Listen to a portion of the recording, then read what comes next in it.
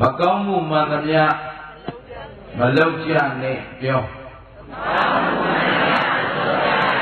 ကောင်းမှုမှန်သမျှလုပ်ဖြစ်အောင်လုပ်ညာပြောငကိုယ်တော့ခင်ဗျားတို့မှတ်ထားတဲ့ဆောင်းပုံးလေးရှိတယ်မကောင်းမှုရှောင်ကောင်းမှုဆောင်ဖြူအောင်စိတ်ကိုထားကြားဘူးလားအဲကြားဘူးရောကြားဘူးလားဘာမှမလုပ်ကြလို့ကိုလုပ်ပြအောင်ပြောတာမကောင်းမှုမှန်သမျှမလုပ်ကြနဲ့ပြော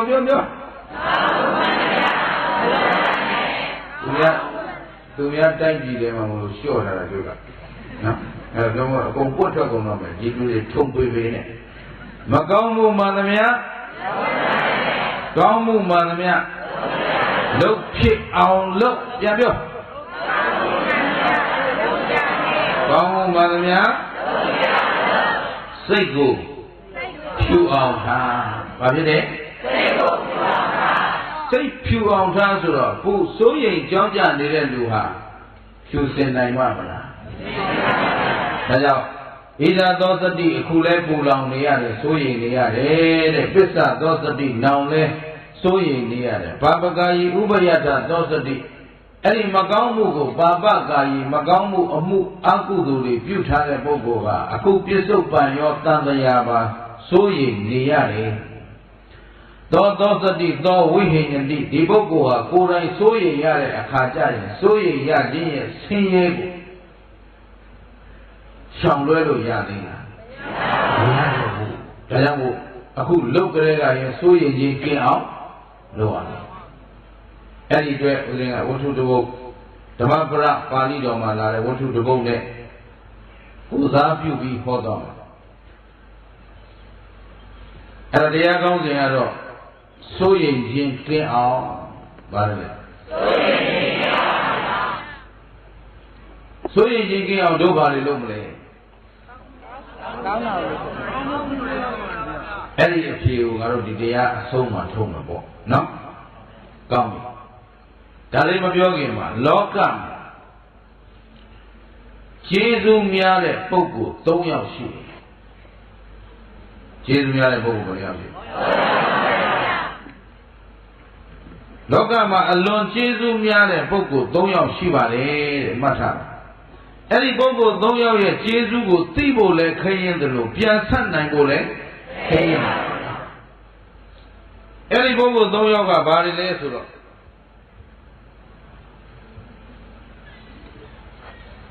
တိမိမိကိုဘုရားတရားတန်ခါကိုကိုးကွယ်စေတဲ့သူဟာကျေးဇူးများတဲ့သူပြော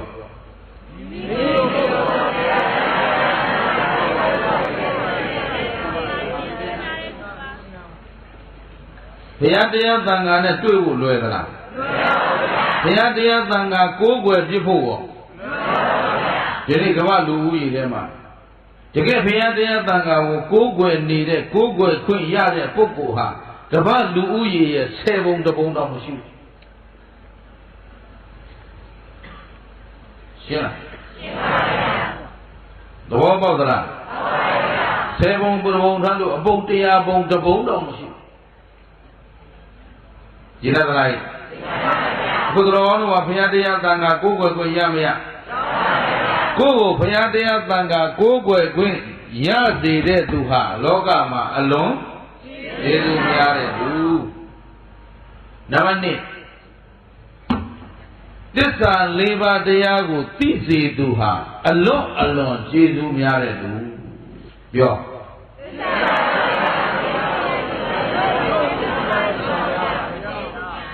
ကျုပ်ပြောတာရှုပ်နေလို့လားမင်းတို့ကမရှုပ်တာကျုပ်ကပဲရှုပ်တာတော့မသိဘူးလုံးလုံးကိုဒီဘုရားတရားသံဃာကိုကိုးကွယ်စေတဲ့သူသည်ကျေးဇူးများသောသူနှစ်ဘုရားတရားသံဃာကိုကိုးကွယ်၍သစ္စာ၄ပါးကိုသိစေသူသည်အလွန်ကျေးဇူးများသောပုဂ္ဂိုလ်ဘယ်နှယောက်လဲတိကကိုးကွယ်စေတဲ့သူ နှစ်သစ္စာ၄ပါးတရားကိုသိမြင်စေတဲ့သစ္စာ၄ပါးတရားကိုပုဂ္ဂိုလ်ဘယ်နှယောက်ရှိသွားလဲ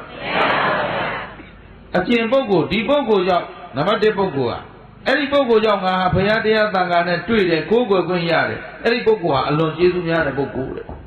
သူကျေးဇူးဆက်ဖို့လည်းအမတန်ခဲရင်ဆက်ဖို့ခဲရင်တယ်ဆိုတာအဲ့ဒီကျေးဇူးဂုဏ်ဟာများလုံးလို့ကြည်အောင်ဆက်ဖို့ခဲရင်တယ်လို့ပြောမိဘထက်ကျေးဇူးများရှင်းလားရှင်းပါဗျာဒီမှာခင်ဗျားတို့တစ်သက်လုံးမိဘနှစ်ပါးကိုပခုံးပေါ်မှာတင်းသူတို့ကျင်ကြီးကြုံကျင်ငယ်လဲဒီပေါ်မှာပဲယူမိဘတွေကိုဒီပေါ်မှာပဲပြုစုလုပ်ကြွေးတစ်သက်လုံးထမ်းပြီးပြုစုလုပ်ကြွေးတော့မိဘကျေးဇူးမရှိဟောဒီဘုရားတရားသံဃာကိုကိုးကွယ်စေခဲ့တဲ့သူဟာအဲ့ဒီမိဘနှစ်ပါးထက်ကိုကျေးဇူးများတယ်မှတ်ထားနော်ဘုရားတို့ဘုရားကိုဘုရားမှန်သိလားသိပါပါဘုရားဘာဘာသာတွေတို့ဘုရားကိုယုံလားဘုရားဆိုတာဘာကိုဘုရားခေါ်တာ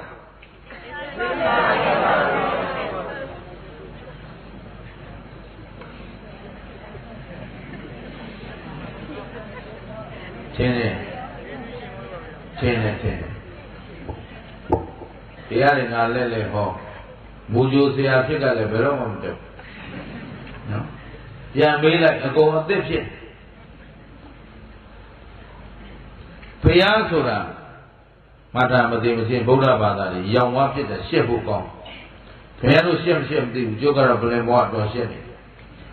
နော်ဘုရားဘာသာဝင်တွေဒီလိုဖြစ်နေတာဒီငါတို့ရှေ့သွားကောင်းဆောင်တွေအသုံးမကျလို့ပဲဆိုတဲ့အဖြေထွက်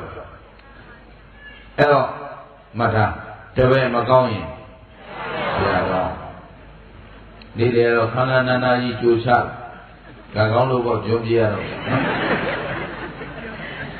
မတရားကောပငါမှာခေါင်းကွဲတော့မလို့နည်းနည်းလို့အဲ့တော့ခန္ဓာနာနာကြီးကြိုချလာတော့ရှမ်းတွေကတော့အထင်ကြီးမှာပေါ့သူတို့ဒီဘုန်းကြီးကသူတို့အတွက်တော်တော်ကျေးဇူးများပုံရတယ်သူတို့တလောက်ကြီးကျယ်ကျိုးနေတာခုတော့မေးတာဘုရားတောင်ဘာမှသက္ကာအနန္တမသိဆိုတော့ဒီလိုလေးရမ်းလုပ်နေတာပဲဟုတ်သည်ရှိဘုံသည်ရှိသူများလုပ်လို့ရမ်းလုပ်တာသူများသက်သာအောင်လုပ်မကွာဆိုလုပ်ရတာပဲဟုတ်သည်ရှိမဟုတ်သည်ရှိဟမ်ဘာနဲ့တူလဲဆိုတော့ရွာတရွာမှာဘုန်းကြီးတစ်ပါးကနေကြတယ်လို့နေတယ်ဒီတော့တရားဓမ္မတွေကလည်းကိုယ်ွယ်စရာဘုန်းကြီးမရှိတော့ဒီဘုန်းကြီးပဲကိုယ်ွယ်နေရတာပေါ့အဲဒီနေ့ကျတော့အခမ်းအနားတစ်ခုမှာဘုန်းကြီးပင်ဆွမ်းကပါညာပြီးတော့ပြန်လာပြီးတရားဓမ္မတွေကတော့ဘုန်းကြီးကိုရှေ့အတိုင်ပေးတဲ့ပန်းတကာဘာပြောလဲဆိုတော့ကဲကြည်ညိုသည်ဖြစ်စေမကြည်ညိုသည်ဖြစ်စေကြောလိုက်ကြအောင်ဆိုခင်ဗျာဟာဘုန်းကြီးကလုပ်ပြန်လုပ်ပြီးတော့တရားဓမ္မတွေကလည်းကြည်ညိုတာမဟုတ်ဘူးအဲ့တော့ကြည်ညိုတာဖြစ်စေမကြည်ညိုသည်ဖြစ်စေဟုတ်ကြောလိုက်ကြအောင်ဆိုခင်ဗျာဆိုတော့ဟိုကခင်ဗျာဘုန်းကြီးလုပ်တဲ့လူကလည်းဘာပြောလဲဆိုတော့ကြည်ညိုသည်ဖြစ်စေမကြည်ညိုသည်ဖြစ်စေဤသို့ရှိခိုးပူဇော်ဖူးမြော်မှန်လျော့ကြောကြရသောအကျိုးအားကြောင့်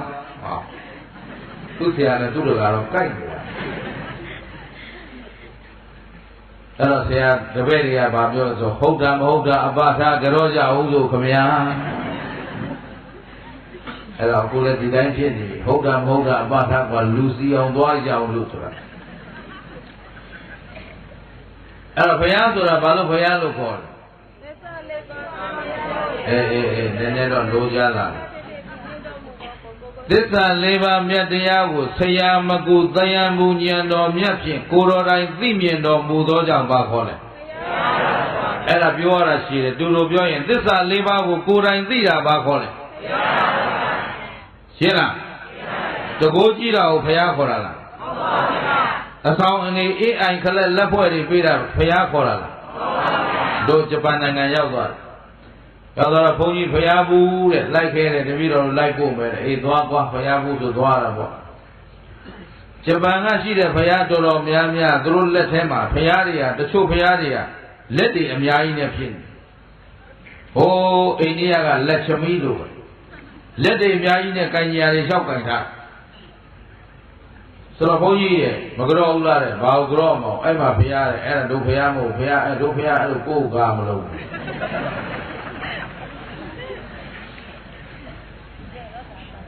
သဘောပါတယ်နော်တို့ဖရားတကိုးရှင်ကြီးမို့လို့ကိုးကွယ်တာလားဟုတ်ပါဘူးငါဟာတကိုးရှင်ငါကိုကိုးကွယ်ကြလို့ပြောသလားမပြောဘူး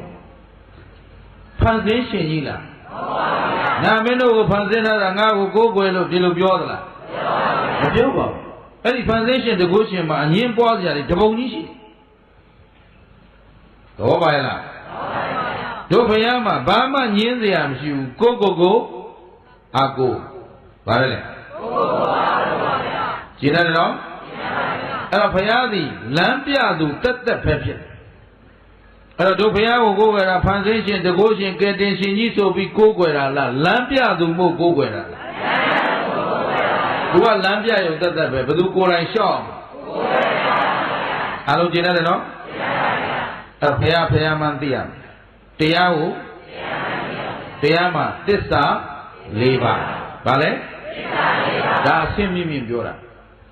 ငါတို့ဘူဂျိုတွေသိရမှာတရားဆိုတာဘာလဲလို့မေးရင်ကောင်းတာလို့ရင်ကောင်းကျိုးပေးတယ်ဒီစားကြည့်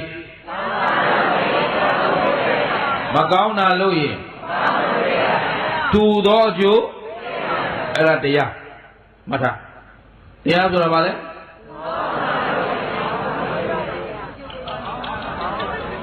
အဲ့ချင်းကြလားအဲ့ချင်းပြမယ်မထူးနော်တပွဲလည်းနာပြီးပြီရှေ့ဆရာကြီးဆရာတော်ကြီးဟောပြီးပြီမလားဘာဟောသွားလို့ဘာလို့ဟုတ်ပြီကြောင့်အဲ့လောက်ဆိုမလို့ပါဘူးဘုံဗျာဟောရယူနှပ်ပါတယ်သူနည်းနည်းတော့မှတ်ပြီမညီရင်ဘေးသိမ့်မယ်တဲ့ဟုတ်လားအေးဟုတ်ရင်ပြီးတာပဲတို့လည်းရမ်းပြောတာကြားတာမှမဟုတ်ဘူးဟောတယ်မှာအိတ်ကရှိတယ်အခုဘုန်းကြီးကအခုဦးဇင်းကဘာတရားဟောမှာ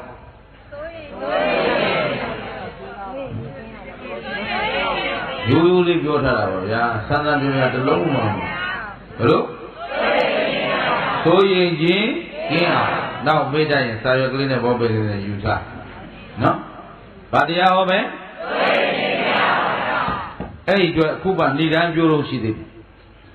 တရားဆိုတာကောင်းတာလို့ရင်ကောင်းကျိုးပေးမယ်မကောင်းတာလို့ရင်တလုံးနဲ့ပြောရင်တူသောအကျိုးပေးလိုက်မယ်ဘယ်လိုပေးမယ်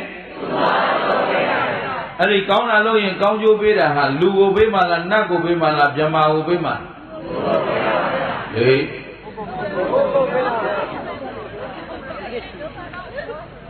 ခွေးကကောင်းတာလို့ရင်ကောင်းကျိုးပေးမလားမပေးဘူးလားလူကကောင်းတာလို့ရင်ကောလူမို့လို့ပေးတာလား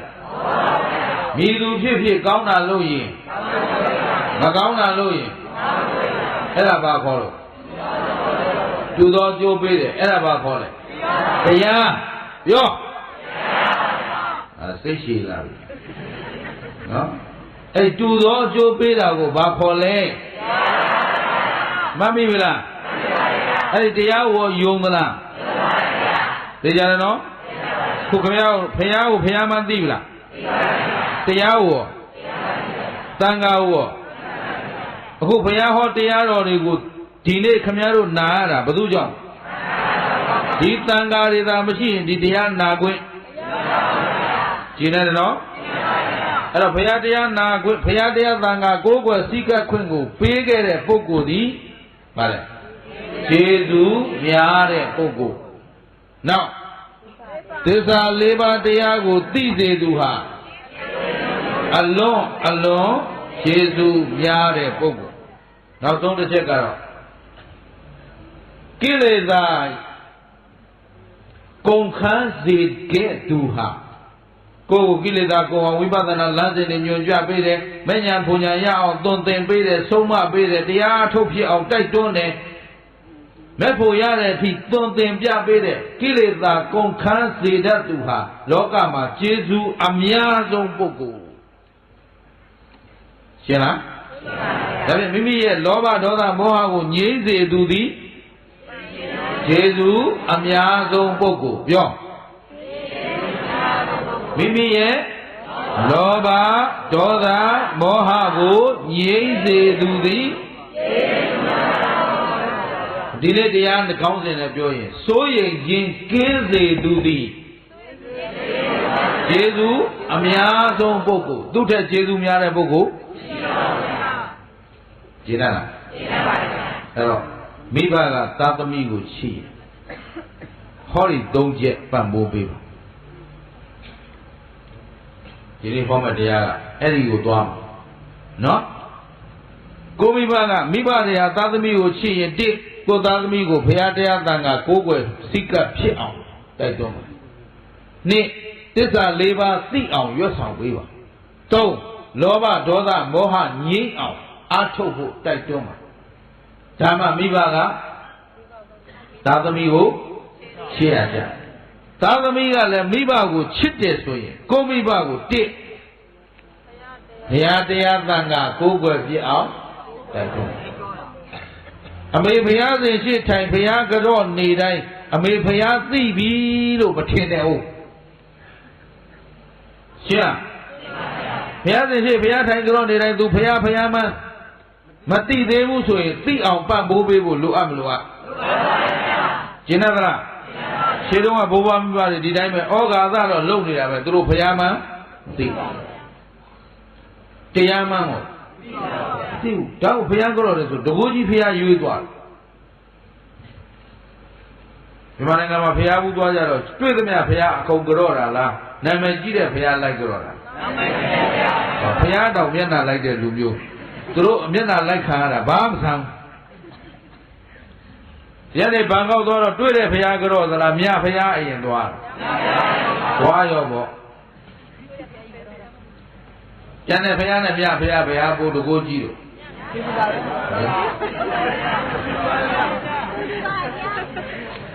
ရှင်းလားမြတ်ဘုရားမှဘုရားတင်တယ်ဘုရားဆိုတာသစ္စာ၄ပါးသိတာကိုဘာခေါ်လဲငါတို့ကအဲ့ဒီမြတွေကြောက်စိမ့်တွေရွှေတွေငွေတွေကြေးတွေအဲ့ဒီဆင်းတုကိုကြော့တာလားဘုရားဂုံကျေးဇူးကိုကြော့တာလားရှင်းသလားဒါဖြင့်ဘုရားတရားသံဃာကိုကိုးကွယ်စိတ်ကပ်ထပ်ဖို့ကိုလွယ်သလားမှန်ကန်တဲ့ကိုးကွယ်စိတ်ကပ်မှုဖြစ်အောင်ပံ့ပိုးမှုလိုအပ်မလိုအပ်ယောက်ျားကမိန်းမကိုချစ်ရင်မိန်းမကယောက်ျားကိုချစ်ရင်အကိုကညီကိုချစ်ရင်ညီကအကိုကိုချစ်ရင်အမကနှမကိုချစ်ရင်နှမကအမကိုချစ်ရင်အပြန်အလှန်စောင့်ရှောက်ခြင်းနဲ့ဆိုတစ်ဘုရားတရားသံဃာကိုစစ်မှန်တဲ့ကိုးကွယ်မှုဖြစ်အောင်တိုက်တွန်းဖို့လိုအပ်မလိုအပ်နောက်ဘာသိအောင်လုပ်ပေးရသစ္စာ၄ပါးသိအောင်လုပ်ပေးရရှင်းလားဒီနေ့ဝတ္ထုကအဲ့ဒီကြီးကိုသွားမှာဒါပေမဲ့ဒီနေ့တော့ပြီးမှာမဟုတ်ဘူးဏိဒန်းပြောနေတာနဲ့ကိုဆရာကုန်လိမ့်နော်နောက်ဆုံးဗာငြင်းအောင်လောဘဒေါသမောဟငြင်းအောင်အားထုတ်စေရတနည်းအားဖြင့်စိုးရိမ်ခြင်းကင်းစေရဘာဖြစ်လဲစိုးရိမ်ခြင်းကင်းဖို့ဆိုတာလောဘရှိတဲ့လူစိုးရိမ်ခြင်းကင်းမလားဒေါသရှိတဲ့လူစိုးရိမ်ခြင်းကင်းမလားမောဟရှိတဲ့လူစိုးရိမ်ခြင်းကင်းမလားဒါပေမဲ့လောဘဒေါသမောဟရှိနေတဲ့လူကစိုးရိမ်ခြင်းကင်းပြီဆိုတဲ့လူကလည်းလောဘဒေါသမောဟအလုံးနားလဲသလားကောင်းပြီဣဒသောစတိပစ္ဆသောစတိနော်မကောင်းမှုပြုတဲ့ပုဂ္ဂိုလ်ဟာပြစ္ဆုတ်ပံမှာလဲစိုးရင်ရမယ်တန်တရားမှာလဲစိုးရင်ရအခုရောနောင်မှာစိုးရင်ရလိမ့်မယ်ဒါရင်လားဆိုတော့မဟုတ်သေးဘူးဣဒတပတိပစ္ဆတပတိပါပကာယီဥရိယဥပယထတပတိတပတိဆိုတာပူလောင်တာစိုးရင်ခြင်းရဲ့နောက်မှာဗာလိုက်လာပူလောင်ခြင်းဣဒတပတိပစ္ဆတပတိပါပကာယီပါပမကောင်းမှုကိုပြုထားတဲ့ပုဂ္ဂိုလ်ဟာအခုလဲပူလောင်ရနောင်လဲပူလောင်ရဥပယထတပတိတဲ့အခုရောနောင်ပါဘာဖြစ်ရပူလောင်ရမှာပါပမေကတန္တိတပတိပါပမေငါသည်မကောင်းမှုကိုတပတိပြုလုပ်မိခဲ့ပြီဆိုပြီးပူလောင်နေတယ်ရှင်းမကောင်းမှုပြုထားတဲ့ပုဂ္ဂိုလ်ကကိုပြုထားတဲ့အကုသိုလ်အတွက်အမြဲတမ်းနောင်တရစိုးရိမ်ကြွန့်ကြပူပန်မှုရှိမရှိ ဖိယောတပတိဒုက္ခတိကတော်အဲ့ဒီမကောင်းမှုကြောင့်အပယ်လေးပုံကိုရောက်သွားရင်တာပြီးတော့ဘာဖြစ်မလဲပူလောင်ပဲငါပဲဆိုရင်ပူလောင်လာရောက်နေပြီလေဟမ်အပယ်ကလေးကိုရောက်သွားရင်တာပြီးတော့ဘာဖြစ်မလဲဘောဘောဆာဆာမလုံးနဲ့နော်ငါတို့တရားတော်ဝင်နာဖို့လွယ်သလားဣဒာတပတိပစ္စတပတိပါပကာယီဥပယထတပတိပါပကာယီမကောင်းမှုကိုပြုထားတဲ့ပုဂ္ဂိုလ်သည်ဣဒတပတိအခုလဲပူလောင်ရ၏ပစ္စတပတိနောင်လဲပူလောင်ရ၏ဥပယထတပတိအခုရောနောင်ပါဘာဖြစ်ရပူလောင်နေရတယ်ဘယ်လိုပူလောင်လဲဆိုတော့ဘာပမေကတန္တိတပတိငါသည်တဲ့အကုသိုလ်မကောင်းမှုတွေလုပ်ခဲ့ပြီးပြီဆိုပြီးတော့ဘာဖြစ်လဲပူလောင်နေရတယ်ရှင်းလိုက်ဒါရင်လားဆိုတော့ဘိယောတပတိဒုက္ခတိန်ကတော်ဒုက္ခတိန်အပယ်လေးဘုံဟောဆိုသောငရဲတိလိစ္ဆာပိဋ္ဌအတုရကေအဲ့ဒီဘုံတွေရောက်သွားရင်တာပြီးတော့ပူလောင်ရတယ်အဲ့ဒီကြမှာဖေးခဲ့ပါအမေခဲ့ပါလို့ရမှာမရပါဘူးကောင်းအဲ့တော့ဝတ္ထုလေးတွေကိုထုတ်ပြဘုရားရှင်ကိုရောမြတ်ကြီးရှိတဲ့ကာလကရာဇကြိုပြီးမှာဘယ်မှာလဲဘယ်သူရှိတော့လောကရဲ့နှစ်ပေါင်း2550ကျော်ကပေါ့ဘုရားရှင်ကိုရောမြတ်ကြီးရာဇကြိုပြီးမှာသတင်းသုံးပြီးနေတော့မှာရာဇကြိုပြီးဘုရားသတင်းသုံးတဲ့ကျောင်းတော်နဲ့မဏိမဝေကျောင်းတော်သွားတဲ့လမ်းရာဇကြိုမြို့အထွက်ပေါ့အဲ့ဒီမှာနွားတသမားတယောက်ရှိဘယ်သူရှိအဲ့နွားတသမားကသားမိသားဖ3ယောက်နေတယ်နွားတသမားရဲ့သူ့ခင်မွန်းတယ်မရဲ့သူ့သားလေးတယောက်သားမိသားဖဘယ်နှယောက်လဲအဲ့ဒီနွားတသမားကတာမန်နွားတသမားမဟုတ်ဘူးနွားသားကိုအမတန်နှစ်သက်တဲ့နွားတသမားသာစာကျူးတဲ့နွားတသမားဗါလဲအသားမှပဲအသားလဲဆိုတော့နွားသားကိုခုံမင်းနှစ်သက်စာစားတယ်ပြီးတော့သူကိုယ်တိုင်နွားကိုတတ်အဲ့တော့နွားကိုတတ်ပြီးတော့ရောင်းချပြီးတော့အသက်မွေးတယ်သူကိုယ်တိုင်လည်းဒီနွားသားမပါရင်သမင်းမစားအဲ့တော့နေတဲ့ဒီနွားသားသူ့အတွက်ခြံထားပြီးတော့မှသူ့ကြိုက်ဆုံးအသားသူ့ကြိုက်ဆုံးနေရာကိုခြံထားပြီးတော့မှခြံတာကိုရောင်းရအဲ့တော့သူများအသက်သက်ပြီးအသက်မွေးတဲ့အလုပ်ဟာကောင်းတဲ့အလုပ်လားမကောင်းတဲ့အလုပ်ကုသိုလ်လားအကုသိုလ်လားအကုသိုလ်ပါဗျာဒါလေးမှတ်ထားနော်သူများအသက်ကိုဘာအကြောင်းကြောင့်တတ်ကုသိုလ်လားအကုသိုလ်အကုသိုလ်ပါဗျာ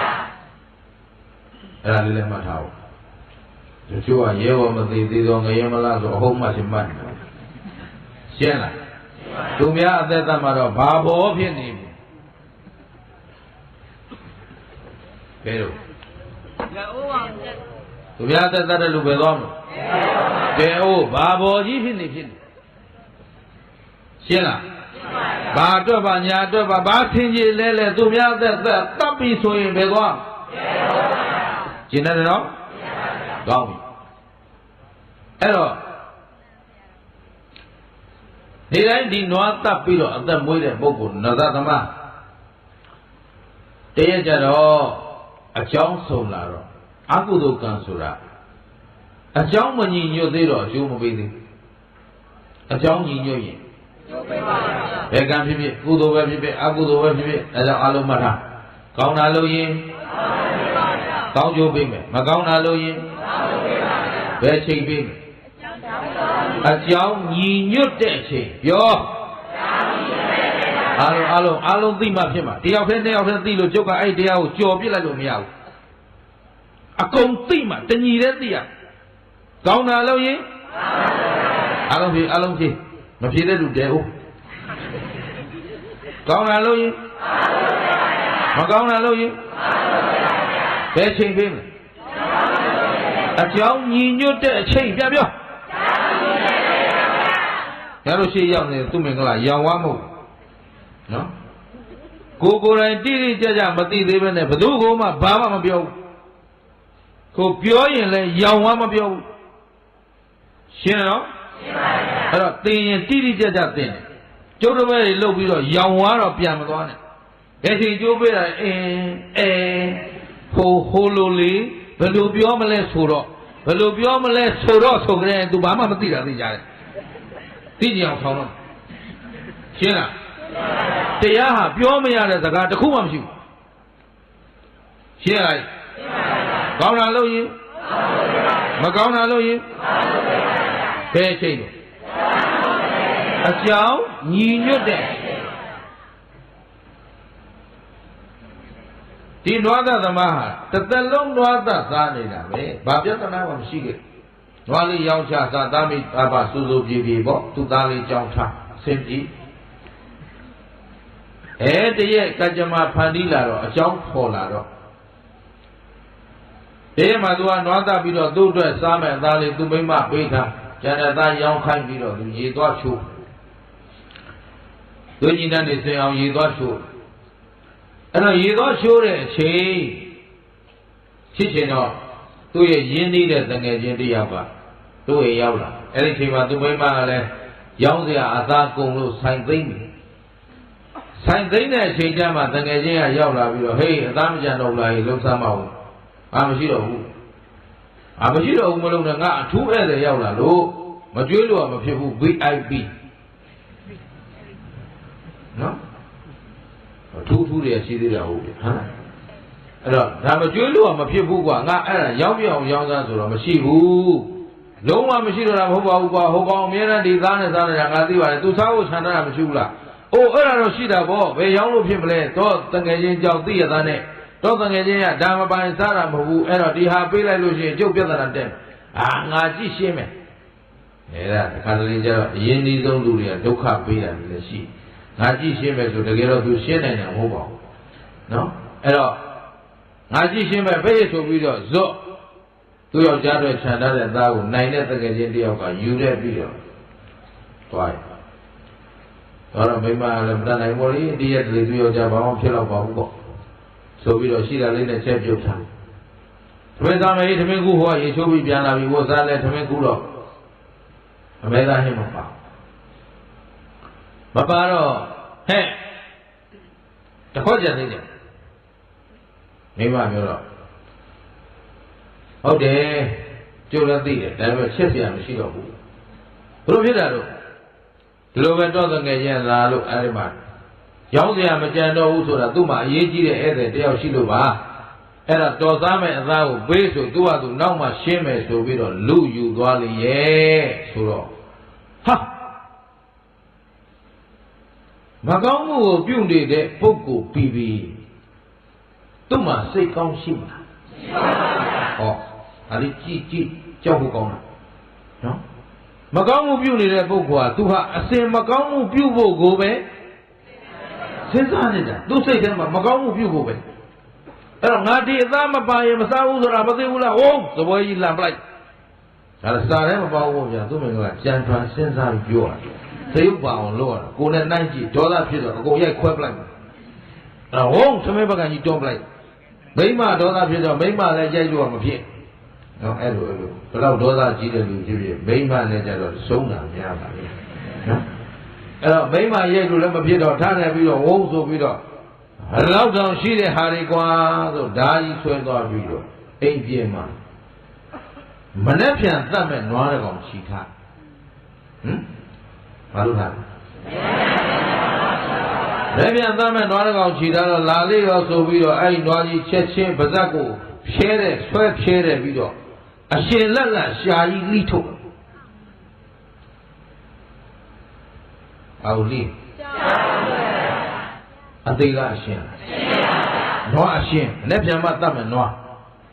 အဲ့တော့လက်ပြန်မှတတ်မယ်နွားကိုဒီနေ့အေးပေါ်ဒေါသဖြစ်ဖြစ်နဲ့သွားတယ်ပြီးတော့နွားပါးစပ်ဖြဲရှာကြီးဆွဲထုတ်ပြီးဖတ်ဆိုလိချတယ်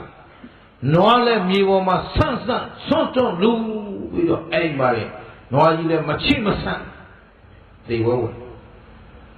ဟုတ်ပြီနော်အစားအသောက်ကျူးတဲ့ရမက်ဘလူးကဝင်စီးနေတော့သူ့စိတ်ကိုသူနိုင်သေးရအကောင်းဆိုးတော့သိသေးလားအေးလောကမှာကိုယ်စိတ်နဲ့ သူ့စိတ်နှမျိုးရှိဗါလဲ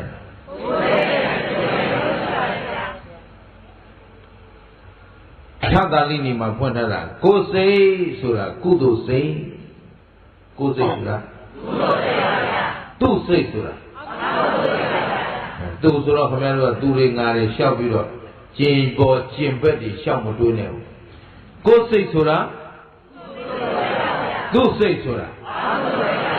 ဘာလို့ကိုယ်စိတ်သူ့စိတ်ဖြစ်ရတယ်လဲမေးတော့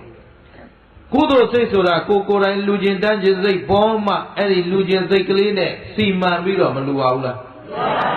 သီလစောင့်တည်ဖို့ငါသီလတွေပြည့်လို့မဖြစ်ဘူးသီလဆိုတာအမှန်တန်ကျေးဇူးများတယ်သီလစောင့်တည်အောင်မယ်ဥပုသ်စောင့်တည်အောင်မယ်ဆိုပြီးတော့ကိုယ်တိုင်စောင့်ထိန်မှအဲ့ဒီကုသိုလ်ကလေးကမရဘူးလားရပါဘူးဒါကြောင့်ကုသိုလ်ဟာဘုသူစိတ်ကိုယ်စိတ်အကုသိုလ်ကြတော့ခုနကဒေါသဖြစ်လာတော့ဒေါသခိုင်းတဲ့အတိုင်းလုံးဝတာမနဲ့ပြန်နေဒီနေ့တွေကောင်းတာတွေမကောင်းတာတွေလှုပ်တဲ့တာတွေမလှုပ်တဲ့တာတွေသိသေးလားသိပါဘူးဒီဒေါသသမားဘယ်သူခိုင်းတာလို့ဒေါသခိုင်းဟုတ်ပြီနော်ပရမစလာတာလောဘနွားသားမပါရင်မစားတတ်ဘူးအဲ့တော့နွားသားကိုစားခြင်းနဲ့ဆိုတာပါလေလောဘအဲ့ဒီလောဘတဏှာနောက်ကနေစားခြင်းတာမစားရတော့ဘာဖြစ်လဲအဲ့ဒီဒေါသခေါင်ခိုက်သွားလိုက်တော့ချက်ချင်းပါပကံမကောင်းမှုတွေထားရပြီလို့နက်ပြန်မှသတ်ရောက်မဲ့နွားကိုပါးစပ်ဖျက်တဲ့ပြီးအရှင်လက်လက်ရှာဆွဲထုတ်လှိဖြတ်နွားကနောက်မှထွန်းထွန်းလူပြီးကြံခဲ့တာသားလို့တဲ့လူကကြောက်ယောက်ျားမိန်းမလို့တဲ့လူကသားလို့တော့ကြောက်နေပြီဘလူစည်းနေပြီဒီလူတော့မဖြစ်တော့ဘူးကျုံနေပြီသားမိနေအောင်ဖတ်ပြီးအဲ့ဒီအချိန်မှာမိဘတွေကိုဖတ်ဆိုပြစ်ချလိုက်နွားရှာရှင်လက်ကလှိလာတဲ့နွားရှာပြစ်ချလိုက်ပြစ်တယ်ပြီးသူ့ဟာသူပဲကင်နေပြီးတော့ဘူးလောကြီးပဲမိဘတွေကနေဆဲဒေါသပြီးအငမ်းမရစားတာဟိုကအပူကြက်ကြီးမိဖို့တွေကဆယ်လာကအငမ်းမရစားတော့ဗဇတ်ထဲနွားရှာကြိုက်လိုက်တယ်နဲ့သူ့ရှာပြတ်ကြဣဒာသောသတိပစ္စသောသတိဘာပကာယီအခုလဲစိုးရင်ရတယ်နောင်လဲစိုးရင်တာဘာပကာယီဥပယတသောသတိဘာပကာယီမကောင်းမှုကိုပြုလေရှိသူတို့သည်အခုရောနောင်ပါဖြစ်နေတယ်ဣဒာတပတိပစ္စတပတိဘာပကာယီဥပယတတပတိပူလောင်နေတယ်တပတိဘာဖြစ်လဲဒေါသအလျောက်သူလုံနေတော့ဒေါသကြောင့်လည်းမပူလောင်ဘူးလားတခါတည်းဒေါသတွေအခိုးတွေဖြောင်းထားပြီးပူလောင်တဲ့စိတ်တွေနဲ့မစားရမနေနိုင်ဆိုတော့ဒေါသစိတ်တွေဖြစ်ပြီးတော့နွားကြီးထပြီးတော့ရှာလိတာလေလိတာမဟုတ်ဘူးဘာလို့လဲရှာလိတာဒါဖြင့်ရှာဆွဲထုတ်လိနွားကလည်းဟိုမှာထွတ်လူပြီးနောက်မှာသိသူလည်းဒေါသအလျောက်ပူလောင်နေတဲ့စိတ်တွေနဲ့နွားရှာကြီးကိုအကမ်းမရမိဘတွေပြစ်ချက်မိဘတွေကနေတခါတည်းအနံကလေးဆွဲလာဆယ်တဲ့ပြီးတော့အငမ်းမရကြိုက်လိုက်ဘာဖြစ်သွားဟောဣဒာတပတိပြစ္ဆုတ်ပံမှာလဲပူလောင်ရပြီပစ္စတပတိနောင်မှာဟောကောင်းမှုလို့လားမကောင်းမှုလို့လားရှင်းသလားနွားသမားကားစားကျူးတဲ့ပုဂ္ဂိုလ်ရှင်းတယ်နော်ဒီတော့ဒီနွားသမားသည်ဘယ်နားမှနေတာလဲလို့မေးတော့ဖယားကြောင်းနာမှာဘယ်နားမှနေဒါဖြင့်သူဖယားမှဖယားကိုယ်ကိုယ်ခွင့်ရသလားဖယားနဲ့မတွေ့လို့လားနေတိုင်းဖယားကသူ့အိမ်ရှိကဆုံးခံသွားတယ်သူ့အာယုံထဲမှာဖယားရှိသလားနွားစားဖို့ပဲလားနွားတတ်ဖို့ရစားဖို့ရဒါပဲသူ့အာယုံထဲမှာရှိတယ်အဲ့တော့ဘုရားနာနေပြီဘုရားနဲ့တွေ့သလားတရားနဲ့တရားနာနေပြီတရားနဲ့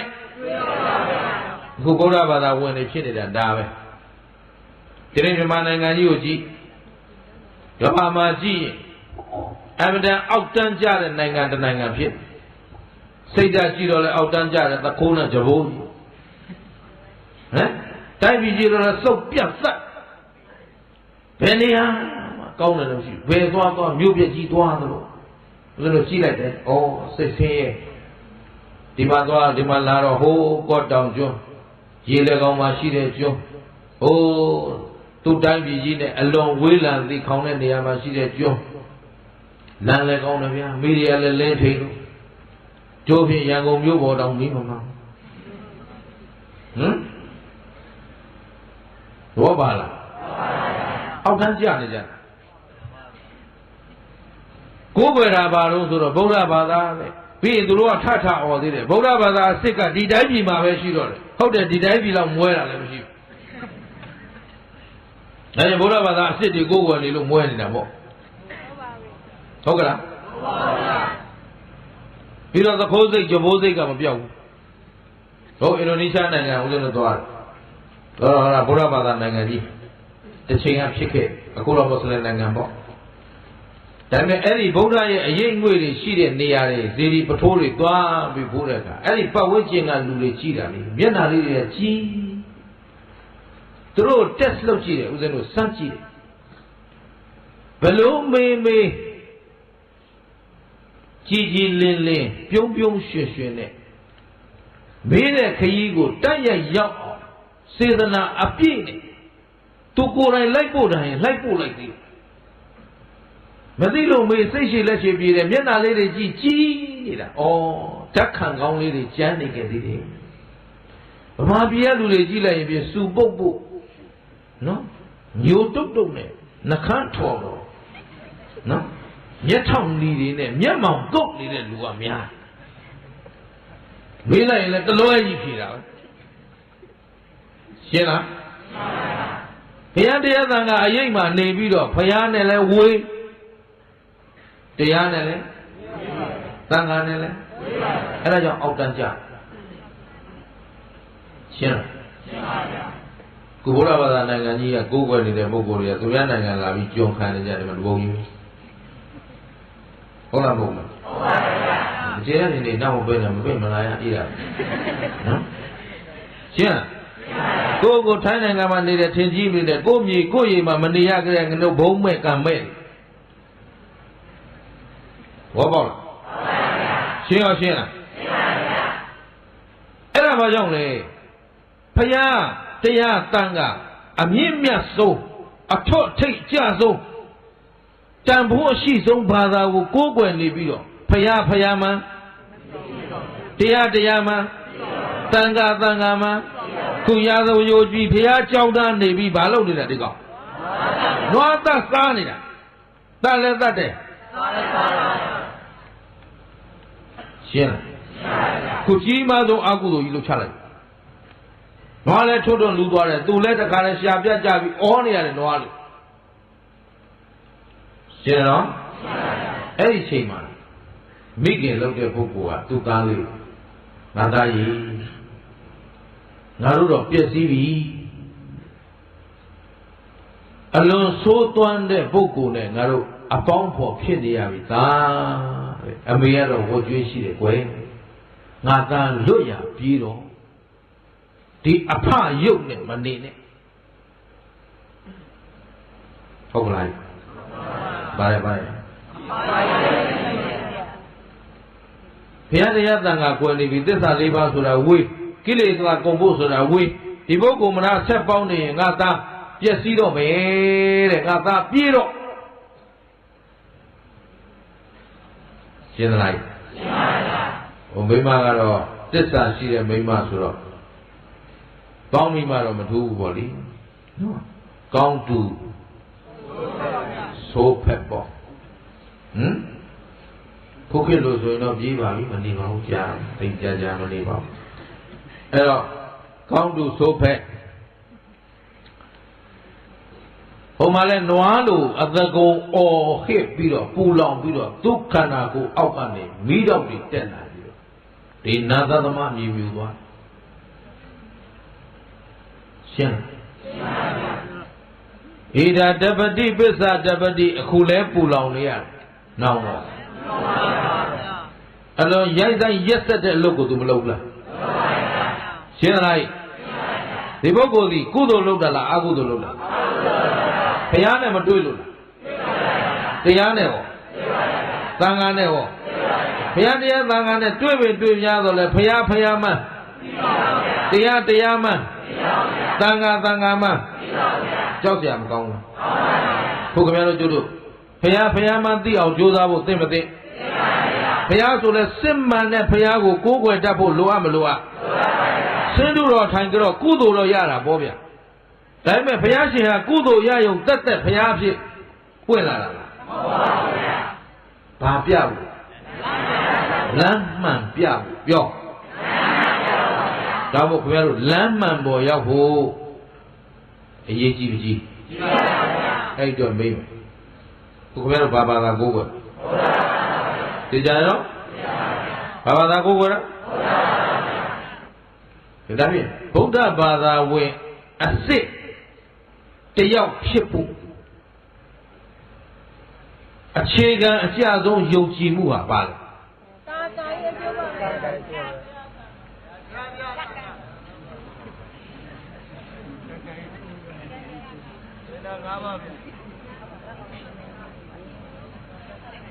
ကြည့်လားဘယ်တော့ဝမ်းနေကြတော့ဒါရှိရကြောင်းနာဝရှိတဲ့တယောက်နှစ်ယောက်လောက်ထអော်နိုင်ကျန်တဲ့လူတွေကစားဟောင်းတော့ပြီးကြုံရပြောကြုံရပြောဆိုတော့တွေ့တာလျှောက်អော်ပါဘာလို့ဆိုဒီဘေးကိုမကြားဘူးသေးဘူးတိတ်ခွေလည်းပါပြီးသားတော့နာထားရင်ဖြေမှာပေါ့ဘုရားဘာသာဘလောက်အားနေနေတယ်ဆိုတာကြည့်ထားဒါကြောင့်ဦးဇင်းကရောက်ရရမှာဘုရားသာသနာပြုအဖွဲ့တွေဖွဲ့ခိုင်းဟိုဂျပန်ရောက်သွားတဲ့ဂျပန်ရောက် Burma Buddhist Associations of Japan မလေးရှားရောက်သွားတဲ့ Burma Buddhist Associations of Malaysia အခုဒီမှာ Thai Burma Buddhist Associations of Thailand နော်အဲ့ဒီသူအသင်းနဲ့သူဖွဲ့နဲ့သူဖွဲ့ပြီးတော့ဘာသာတရားကို generation to generation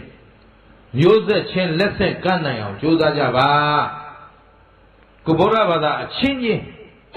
မညီမညွတ်ဖြစ်နေတာအလွန်ရှက်စရာမကောင်းဘူးတရားဝဲလုပ်တာတော့ရဖြစ်ဘောပါလားတရားပွဲလူနေဦးဇင်းအဲ့ဒီစတစ်တွေဗမာပြည်မှာလည်းဖြတ်ပြစ်ပုဂ္ဂလဒိဋ္ဌာနဲ့ငါဘယ်သူပွဲဘာလို့ရှင်လို့အမေကျေးဇူးစားခြင်းလို့ကျွန်တော်ဝင်းနေပုဂ္ဂလဒိဋ္ဌာပွဲမဟောလို့ပဲဘယ်သူတွေဘယ်နှယောက်လာပေးနေတဲ့စီးရင်သာမှတ်ထားပေးတဲ့ချိန်ကျရင်မြို့နယ်အလိုက်ပေးရန်ကုန်တိုင်းဒီကနေပြန်ရင်3ရက်နေ့ညနေတ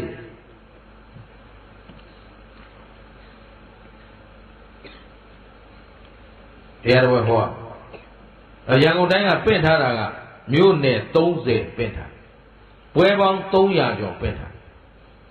အဲ့တော့ဒါလေးအကုန်ဟောဖို့ဆိုတော့ဘယ်လိုမှမဖြစ်နိုင်မဖြစ်နိုင်တော့ရန်ကုန်တိုင်းတိုင်းတဲ့ရက်ပေါင်း300ကျော်ဟောရင်လည်းတစ်နှစ်ပတ်လည်းဟောဒီတော့မြို့30ကိုတစ်မြို့တစ်ရက်ဟောရင်တောင်မလောက်ဒီတော့နှစ်ရက်တစ်မြို့ဟောမယ်ဟောပြီးသားမြို့15မြို့ပယ်လိုက်15မြို့ပဲ choice လုပ်လိုက်ဆိုပြီးတော့15မြို့ရွေးလိုက်ပြီးတော့အဲ့ဒီ15မြို့တွေကတစ်မြို့နယ်မှာပြင်ထားတာ10ယောက်15ယောက်အယောက်20လို့ရှိတယ်အကုန်ပေါင်းလို့မပေါင်းနိုင်တဲ့ပုဂ္ဂိုလ် cancel ပဲရှင်းလားဘယ်သူအတွက်မှတရားပွဲပေးတာမဟုတ်ဘူးအများအတွက်ပေးတာဘာအတွက်တရားနာပေးတာအများအတွက်ပေးတာကုသိုလ်ရှင်ဘယ်သူအတွက်ပေးတာမဟုတ်ဘောပေါ့ညီညွတ်အောင်လို့မညီညွတ်တဲ့အရာငါမလာဘူးလို့ပြောရှင်းလိုက်ဘုရားဘာသာဝင်တွေဖြစ်ပြီးတော့တခါလေကုသိုလ်ရေးလောက်တာတောင်မညီဘူးဆိုတော့ဆွန်လောင်းသိန်း2သိန်းရှိတရားထက်2သိန်းရှိမတည့်ဘူးမာမီမှာဖြစ်နေတာပြောတာနော်ငါတို့ထိုင်းမှာမပြောဘူးဒီကော့ပုံကမပြောရှင်းလားသူပွဲငါပွဲသူလူငါလူဟာရှုပ်ရှက်ကိုခတ်ဒီတော့ဘာလို့မညီကြသလဲမေးတော့ဘုရားစကားနားထောင်လို့လားနားမထောင်ဘူးဒါပြင်သူတို့ဘုရားကိုဘုရားမှန်းတရားကိုတရားမှန်းသံဃာကိုသံဃာမှန်းကျင့်တတ်သလားဘုရားတရားသံဃာကိုဘုရားတရားသံဃာမှန်းသိတဲ့လူဟာမညီညွတ်เสียအကြောင်းကြည့်မြန်မာနိုင်ငံမှာကြည့်ရင်တကယ် atta ji de bureaucratဆိုတာဟိုမောင်နေဝလက်ထက်ကကြံခဲ့တဲ့စိတ်တွေပေါ့ bureaucrat စိတ်ငါကောတဲ့ဝါတာဟာလေငါလောက်တာမှအဟုတ်ငါပြောတာမှမမှန်ငါလောက်တာမဟုတ်ရင်ဘယ်ဟာမှမကောင်းရှင်းပါဗျာအဲ့တော့ဘုန်းကြီးချင်းလဲတဲ့ဓမ္မကတိကအချင်းချင်းလဲအဲ့တော့မြန်မာပြည်ပြန်မလာနဲ့ကျော်စစ်ရှုပ်လို့အဲ့ပြည်တဲ့နေရာတော်စစ်ရှုပ်ဘုန်းကြီးချင်းလည်းမတည့်ဘူးလူချင်းလည်းမတည့်ဘူးတရားဟောနေတဲ့ပုဂ္ဂိုလ်ဆိုပုံမတည့်ဘူးသူကရှင်းလားသဘောပေါက်သလားအေးအဲ့ဒါဘာလို့ဒီလိုဖြစ်နေလဲဆိုတော့သူတို့ကဖယားနာတော့နေတာပဲနတ်သမားလိုပဲအဲ့တော့သူတို့ဆင်းကဘယ်အဆင့်ပဲရှိတယ်ဆိုတော့နတ်သမားအဆင့်ပဲရှိအဲ့တော့နတ်သမားဖယားเจ้าကဆွမ်းကြံကိုညံကမစားဘူးရှင်းလားဘုဗမာပြည်ကောင်တွေကဘုန်းကြီးလောက်စာစားပြီးတော့ဟိုပြဿနာတက်နေကြ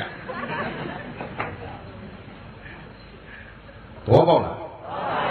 ရှင်းလားအဲ့ဒါကြောင့်သူတို့ခိုင်းသိတယ်နော်ဘုရားကျွေးတဲ့အစာစားတရားကျွေးတဲ့အစာစားသံဃာကျွေးတဲ့အစာစားပြီးတော့ရံဖြစ်နေကြပတ်ဝန်းကျင်ကကြားလို့မှလည်းမတော်ကြည်တယ်နော်အဲ့ဗမာပြည်ကောင်တွေဖြစ်တယ်ဖြစ်ပါစေခင်ဗျားတို့မဖြစ်ကြနဲ့ဟုတ်ကဲ့လားဆရာတော်ကြီးကဘာလို့ခုနတဲ့လို့ဆရာတော်ကြီးကပြောတယ်ဘာလို့ညီညွတ်အောင်လုပ်ကြလို့မပြောဘူးလားမညီရင်ဘေးသင့်ရှင်းတယ်နော်မညီရင်ညီညွတ်မှဘေးကလွတ်မှာအခုလည်းဒီမှာဘုရားတရားတန်ခါမှမသိကြတဲ့ပုဂ္ဂိုလ်တွေဟာညီညွတ်ခြင်းကင်းလာညီညွတ်ခြင်းကင်းလာတယ်ညီညွတ်ခြင်းကင်းလာလို့ဆိုတော့မညီညွတ်တော့ဘူးလို့ပြောတယ်ဘုရားမှမသိရင်ညီညွတ်သေးရလားတရားမှသိရင်သိရင်မသိရင်ဘုရားမှသိရင်မသိရင်ရှင်းနော်ဒါပြင်အားလုံးမညီတာဒီဘုရားကိုဘုရားမှမသိလို့တရားကိုသံဃာကိုရှင်းတယ်သလားဒါဟုတ်ဘုရားတရားသံဃာကိုသိစေသူသည်ကျေးဇူးများတဲ့ပုဂ္ဂိုလ်ပြောဟုတ်ပြီသစ္စာ၄ပါးကိုသိစေသူသည်အလွန်ကျေးဇူးများတဲ့ပုဂ္ဂိုလ်ဟုတ်ပြီလောဘဒေါသမောဟတို့ကိုငြိမ်းအေးစေသူသည်ကျေးဇူးအများဆုံးပုဂ္ဂိုလ်ဒီပုဂ္ဂိုလ်ရဲ့ကျေးဇူးကိုဆတ်နိုင်ဖို့လွယ်သလားအေးဆတ်ဖို့မလွယ်လောက်အောင်ကိုအလွန်ကျေးဇူးများတဲ့ပုဂ္ဂိုလ်အခုဒီဇတ်ထုတ်ရဲ့နောက်ပိုင်းမှာအဲ့ဒီအပိုင်းလေးပါလာအဲ့ဒီပိုင်းစီရောက်ဖို့အတွက်ဦးဇင်းတို့ခုသွားနေရနော်ဒီနေ့တော့မရောက်ဘူးပေါ့အခုနွားသသမားရဲ့သားဘာလို့သွားပြေးခိုင်းလိုက်အဲ့ဒီပုဂ္ဂိုလ်ကြမှာလာမယ်ဇလန်းကအခုလောလောဆယ်မှာတော့သူ့ဖေသည်တဲ့ဘုရားမှမသိတရားမှမသိသံဃာမှမသိဘုရားကျောင်းတော်နားမှာနေပြီးတော့အလွန်ကြီးမားတဲ့အကုသိုလ်အလုပ်တွေသူမလုပ်လားလုပ်လိုက်တဲ့အတွက်ခုသူပြစ္ဆုတ်ပံမာတယ်မဲ့ပျက်စီးခြင်းနဲ့မကြုံရဘူးကြုံပြီဒါဘုရားကျောင်းတော်ထဲမှာသွားပြီးတော့ယဟန်သံဃာတွေကဒီတရင်ကြားပြောကြတဲ့ခါကျတော့အေးဟေးတဲ့လောကမှာကုသိုလ်မှမသိအကုသိုလ်မှမသိတဲ့ပုဂ္ဂိုလ်တွေဟာကိုပူလောင်ကြောင်းပဲအထုတ်တယ်ငြိမ်းအေးကြောင်းကိုအထုတ်အဲ့တရားသိလို့လားမသိလို့လားကုသိုလ်အောင်တို့တရားသိမသိသိရင်မကောင်းဘူးလို့ကြမလားကောင်းဘူးလို့ကျင်တယ်နော်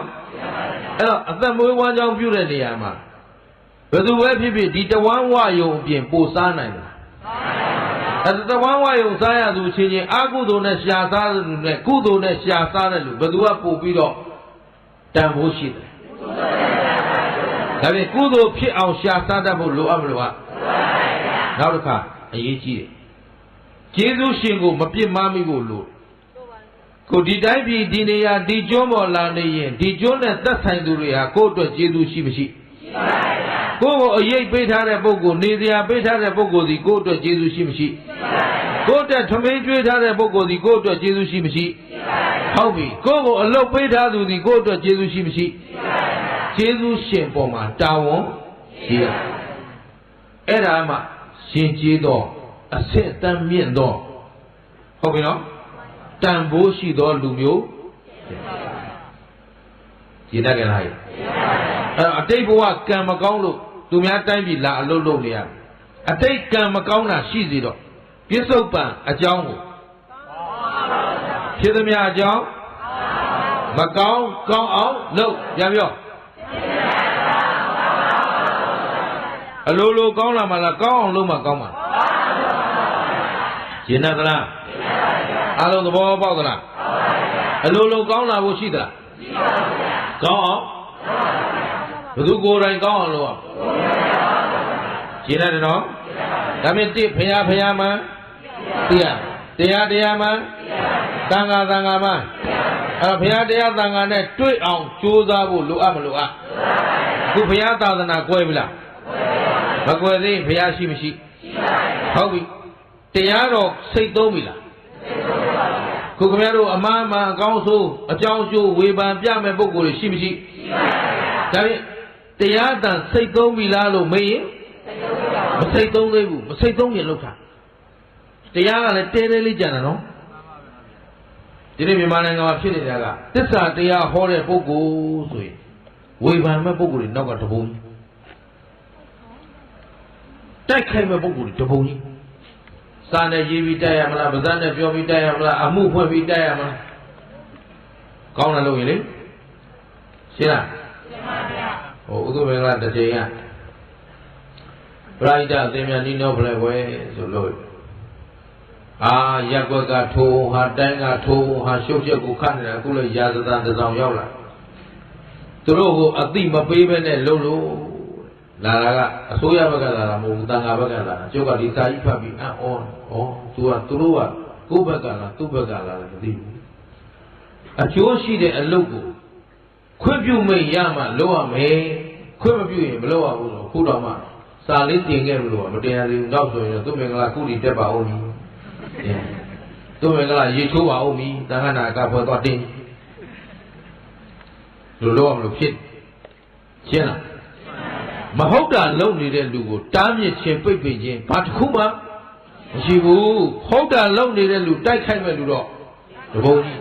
အဲ့တော့တရားတန်လေးမစိတ်သုံးခင်ဥဒုမင်္ဂလာလည်းဟောရတော့လေဟောရတယ်နော်ဘယ်ချိန်ပိတ်မယ်တော့မသိဘာလို့တော့သူတို့ကကြည့်နေအဲ့ဒီလူကြီးတွေပေါ့တပည့်တော်ဘယ်ကိုတော့ပိတ်လိုက်မင်းချက်တဲ့တတိထားတော့ငါပဲကိုတော့မဟောတော့သူကတရားပွဲပိတ်ရတာကိုအရသာခံပြောဒီပုဂ္ဂိုလ်တွေကုသိုလ်အကုသိုလ်တောင်းသိသေးလားတရားတစ်ပွဲတစ်ပွဲကရနိုင်တဲ့ကုသိုလ်နှမ်းရှင်လို့ရမရသလိုအဲ့တရားတစ်ပွဲတစ်ပွဲပြက်အောင်ဖျက်လိုက်တဲ့အကုသိုလ်ကဘောပေါက်လားပညာလေးနည်းနည်းရှိရင်ကိုမလုပ်ရဲဘူးဒါပေမဲ့အဲ့ဒီမှာကဟိုမှာရှိနေတဲ့ပုံကိုယ်တွေကတရားပွဲတားမရတာကိုအရသာရှိဂုံယူနေဂုံယူပြီးပြောနေတာဟိုမှာဘယ်ကောင်မဟောတော့တွေ့လားငါချတယ်ဘောပါသလား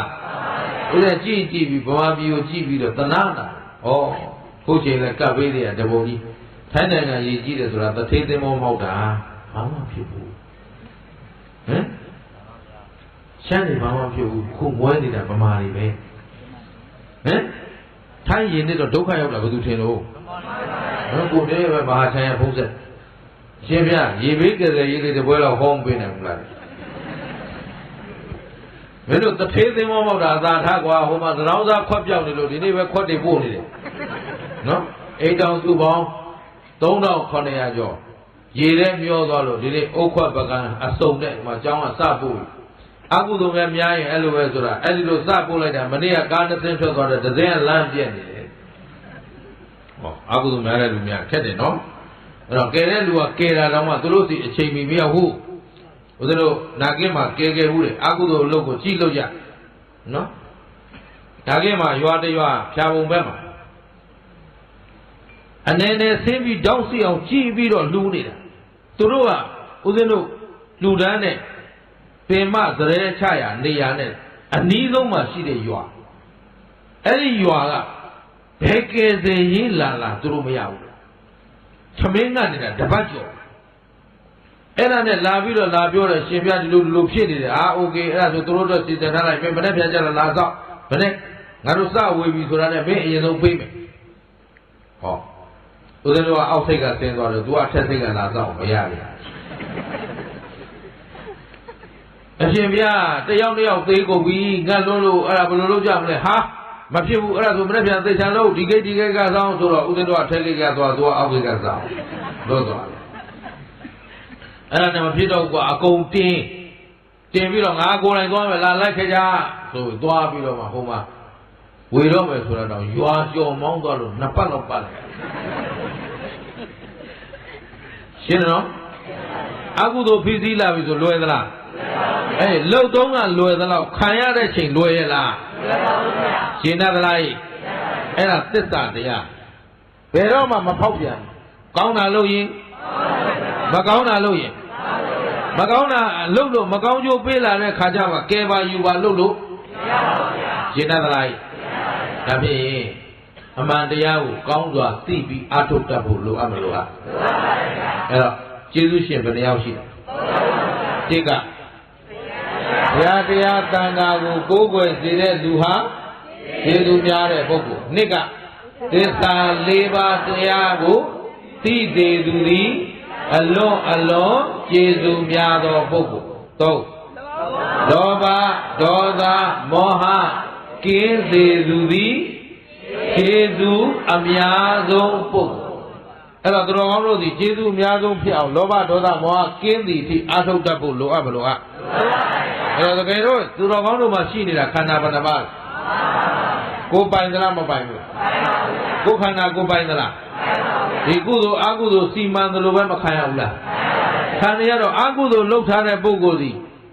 ဣဒာသောစတိပစ္စသောစတိဘာဝကာယီဥပယတသောစတိဣဒာသောစတိအခုလဲစိုးရိမ်နေရတယ်နောင်လဲဘာဝကာယီမကောင်းမှုတွေပြုထားတဲ့ပုဂ္ဂိုလ်ကအခုရောနောင်ပါစိုးရိမ်နေရတယ်ရှင်းလားငါတော့နောင်မကောင်းမှုတွေပြုခဲ့ပြီဆိုပြီးတော့စိုးရိမ်နေုံနဲ့ဒီစိုးရိမ်မှုကလွတ်သလားဒါဖြင့်ဒီမကောင်းမှုတွေရှောင်နိုင်အောင်ကြိုးစားဖို့သိမသိဒါ့မကောင်းမှုမှန်သမျှမလုံကြနဲ့ပြောကောင်းမှုမှန်သမျှလှုပ်ဖြစ်အောင်လှုပ်ကောင်းမှုမှန်သမျှစိတ်ကိုဖြူအောင်ထားရှင်းသလားဒီမှာဒေါသအလိုလိုက်တော့သူ့စိတ်သူပိုင်သေးလားဒါဖြင့်ကိုယ်စိတ်နဲ့နေလိုက်တာလားသူ့စိတ်နဲ့နေလိုက်တာလားသူ့စိတ်နဲ့နေလိုက်တော့သူမရောက်သွားတော့အခုငရဲမယ်အရှင်လက်လက်ခံရရှင်းလားဘုံမှာအရှင်လက်လက်နွားရှာဖျဲပြီးဖြတ်ခဲ့တဲ့တတ္တိတိုင်းကိုလူဘဝကနေတိုက်ရိုက်ငရဲပြီးရောက်သွားကျင့်တတ်သလားဒါဖြင့်သတိထားဖို့သိမသိလွတ်မြောက်အောင်ကြိုးစားဖို့သိမသိခုခင်ဗျားတို့စိုးရိမ်ခြင်းကင်းအောင်ကြိုးစားဖို့သိမသိဘယ်လိုကြိုးစားမယ်ဘယ်လိုလုပ်ကြမယ်ဆိုတာမနေ့ပြန်ကြတော့သူ့သားဝတ္ထုကဆက်ပေါ်ထုတ်လို့ရှင်းတယ်နော်လောလောဆယ်အဖေလုပ်တဲ့နွားသားသမားတော့ဘယ်ရောက်သွားလဲဘယ်ဟိုရောက်သွားပြီသားဘယ်ရောက်သွားဖတ်ပြေးသွားတယ်မိခင်ကလှမ်းညွှန်လိုက်ငါတို့ဒီနားမှာနေပျက်စီးတော့မယ်နေအဖေကအလွန်မှားရွံ့တဲ့အလုပ်ကိုလုပ်နေပြီငါသားအဲ့တော့ငါတို့နဲ့အတူမပျက်စီးပါစေနဲ့ငါသားပြေးဆိုပြေးလိုက်တာသူတိုင်းပြည်တစ်ခုမှာရွှေပရိန်ဆရာကြီးစီမှာမိကိုမိပြီးတော့ဗတိန်ပညာကိုသင်နေတယ်အဲ့ဒီပုဂ္ဂိုလ်ကြောင့်လည်းပြန်ဆက်နော်အဲ့ဒီကနေမှသူဒီဘယ်လိုကျေးဇူးများသွားတယ်ဆိုတာလေးတွေကိုဆက်နာရင်းနဲ့ကိုယ့်ဘဝကိုကောင်းစွာငြိမ်းအေးအောင်ပူလောင်ခြင်းကင်းအောင်စောင့်တည်နိုင်ပါစေလို့ဦးဇင်းတို့ဆန္ဒပြုပါတယ်နော်ကဲအဲ့တော့အဲ့ဒါလေးမနာရခင်လောလောဆယ်ငြိမ်းအေးနည်းကတော့ရှိတာခန္ဓာဘယ်နှပါးရုပ်တရားနဲ့အဲ့ရုပ်ကိုရုပ်ကိုပိုင်ကိုနံကိုကိုရုပ်ကိုနံအလုံးကဖြစ်ပြီးရင်ဖြစ်ပြီးမပြတ်တဲ့တရား အဲ့ဒီဖြစ်ပြီးပြတ်တဲ့တရားဖြစ်မှန်းပြတ်မှန်းသိရတဲ့နဲ့ပြတ်မဲ့ခန္ဓာကိုယ်ကြီးအတွက်အာကုသိုလ်နဲ့ရှာကျွေးတရားလိုသေးလားအဲ့တော့တကယ်တော့ဘလို့ကျွေးထားအိုချိန်တိုင်းရင်နာချိန်တိုင်းရင်သိချိန်တိုင်းရင်အဲ့တော့မအိုခင်မနာခင်မသိခင်လေးကောင်းအောင်နေတတ်ဖို့လိုအပ်မလိုအပ်အဲ့ဒါလေးကိုအမိဖကိုဘလို့ကျေးဇူးဆက်မယ်ဆရာသမားကိုဘလို့ကျေးဇူးဆက်မယ်ကိုချစ်ခင်သောပုဂ္ဂိုလ်တွေကိုကျေးဇူးများအောင်ဘယ်လိုလုပ်ပဲဆိုတာကိုမနဲ့ပြန်ကြတော့ရိပ်အေးကြအောင်တရားဒုတိယဘိုင်းမှာနာကြရှင်းပြီနော်ရှင်းပါပြီကဲဒီနေ့တော့ဖြစ်ရင်လက်ရှိကိုယ်ခန္ဓာကိုယ်ကြီးခန္ဓာဘယ်နှပါဖြစ်ပြီးရင်ကဲဖြစ်ပြီးပြတ်တာပါသစ္စာသိတဲ့ဉာဏ်ကမေဃသစ္စာနဲ့မမှန်ကန်ကန်သိရင်လောဘဒေါသမောဟမာနတွေလာအောင်မလားမလာရင်အကုသိုလ်အလုပ်တွေလုပ်အောင်မလားမလုပ်ရင်သေတာကသမုဒိယသစ္စာဆင်းရဲကြောင်းသိရင်နောက်ဆင်းရဲကျိုးဒုက္ခလာပါအောင်မလား